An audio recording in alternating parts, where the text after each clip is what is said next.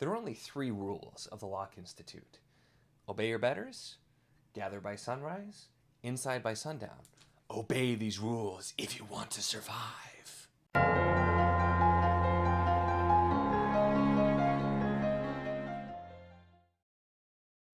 Hello and welcome to my channel.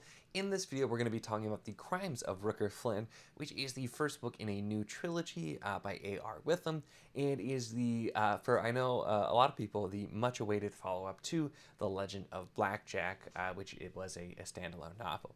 And The Legend of Blackjack, I still just remember it was the kind of book that made me feel almost nostalgic, even though I hadn't read that book before, just because it really, to me, was like the kind of book that I really would have liked to read when I was younger. And it's intended for a younger audience, but at the same time, it doesn't condescend to the reader. It still is dealing with other things, and so it's made it into a really fun and easy to read book that has a lot of heart, and that can really be enjoyed by all ages. So I was expecting to have something pretty similar with this first book, The Crimes of Rooker Flynn, and this was a big surprise, but in a really good way, in a way that I think works out really, really well.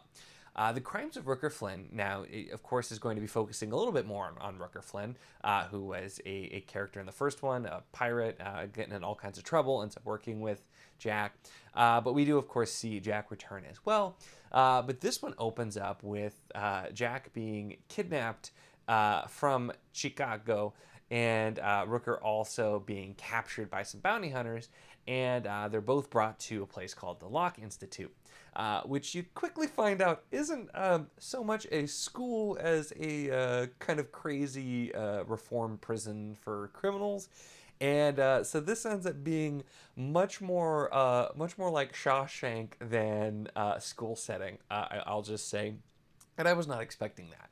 And this also, to me, feels like it goes a little bit darker and feels a little bit more grown up, as I think the way that I would say it, than I really was expecting, which I think those are some risks, because when you're trying to change it up and you're going from, you have the feel of the first one and you're going for that, changing it up, sometimes it works, sometimes it won't.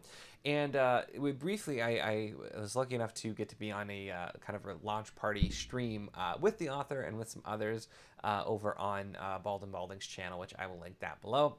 And Andy said that, hey, I couldn't just do coming of age again. It had to be something different. It had to be something more. And I think he accomplishes this here. And so it feels like it's a book that kind of grows with the reader. So, you know, the reader, especially if somebody who's in the age range, reads it, the first one, and then they go in and it's a little bit more. It's a little bit darker. It doesn't seem like it goes too far, but does a really great job with kind of adding those additional elements. So that's the difference that we're really getting with The Crimes of Rooker Flynn, and it hits hard. And for me, it does still have the magic of the first one in a lot of ways, even though it's quite different. And we're really digging into some more characters as well. Of course, the Legend of Blackjack was going to focus more so on Jack. This one really is focusing, of course, more on Rooker Flynn, as will this trilogy. And we get a lot more of Rooker Flynn's backstory, and we get kind of a parallel way with some of the elements that were used in Blackjack, with like the inner voice telling you things, like those kinds of things. We still see those things used, but in a different way, in a creative way. And also, it's just, once again, I have to say, still not at all condescending to the reader either. This gets a bit darker, and it's not where like everything's just not going to immediately work out. It's, you know, sometimes you have a plan and a plan doesn't work out. And so it's, I think, important things as well with that sort of thing that are included in this, which once again make it feel both as a good fit for a younger audience, but also just for the general whatever age reader reading it also.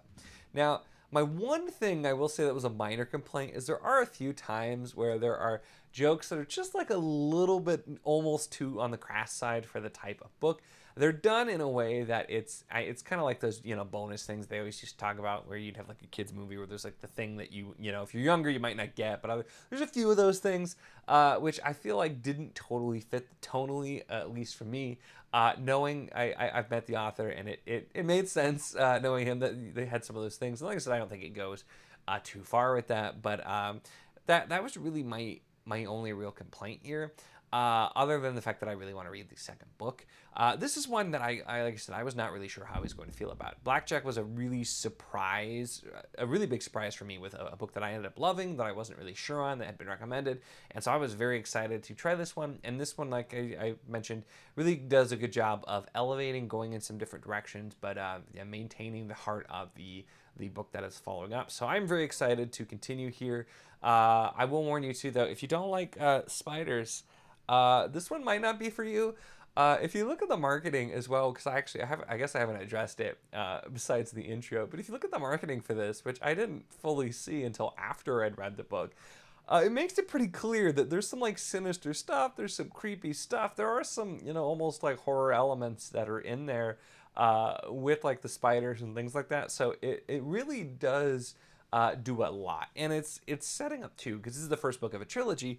It's setting up a kind of bigger story and a bigger mystery that both fits in the world and makes sense, but also is set up in a way that doesn't make you think like, oh, people from the first book will just come, help out and that kind of thing. There's a line in there to that effect, but because of the location that we're at, it makes sense. The reason they want Rooker and also the reason they want Jack, why they've gone through the trouble of kidnapping these two people, makes a lot of sense, and it sets up a mystery, which is something that I think we'll explore in the other books. This one's more so about setting it up and doing a lot of character exploration, but it doesn't feel like a setup book either. It moves very quickly. It was a quick read.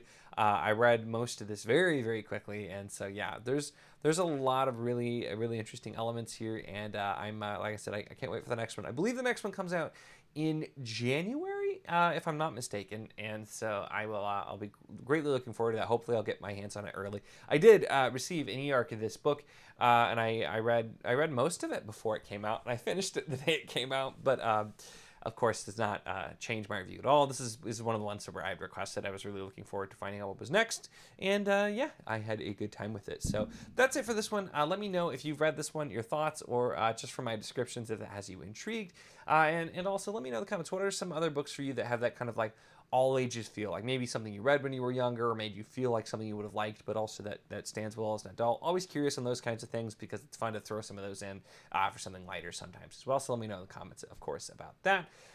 And of course, if you make sure to give the video a like if you enjoyed it. Check the link in the description as always for the Wizardly Enclave Discord if you want to chat books, whether this book, other books, really anything at all. It's a lot of fun. We'd love to have you. And of course, if you enjoy my content, make sure to subscribe.